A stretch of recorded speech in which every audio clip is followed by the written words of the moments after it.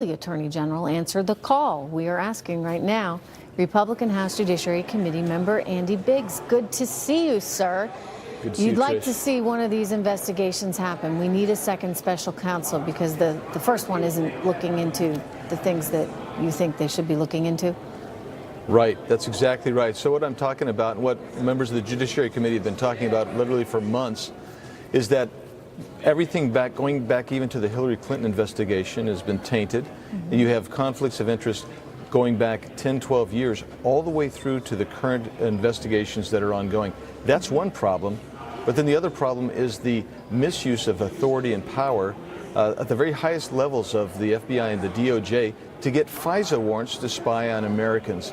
And these two things put together require a sincere, deep investigation. And the only way you're going to get that is really to have an independent counsel look at it, not an internal investigation.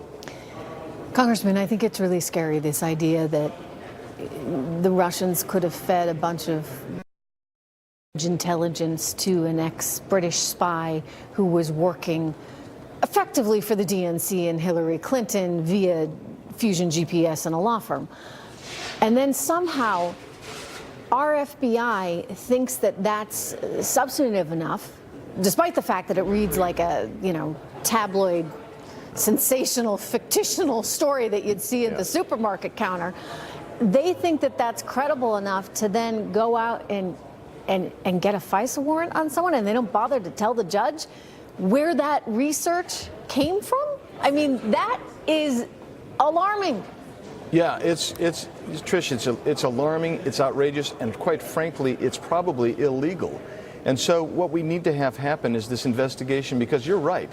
What you had here was the DNC, Hillary Clinton's campaign, getting together with a Department of Justice official and his wife with a private concern. They're putting together this very damaging dossier, and that's the dossier that is being relied upon and probably even paid for in part by the FBI.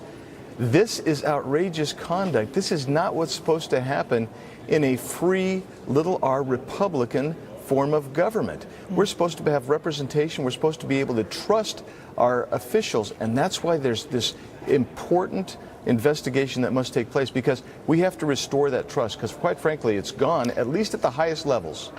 You don't think Mueller would look into this or is looking into this? Is the Inspector General's report going to give us any more insight into all this? I think the Inspector General's looking into some of this. That wasn't really their charge. What you're going to find out, though, I think in the Inspector General's report, is that there are all kinds of anomalies and things that weren't supposed to happen with regard to the original Hillary Clinton investigation. That's why I think you'll see Attorney General Sessions and FBI Director Wray reopen that investigation. But Mueller, he's not really going to go after this type of thing. What he seems to be focusing on is these process crimes. Did someone fill out a form correctly? And he's indicting people who live in Russia who will never even bring back here.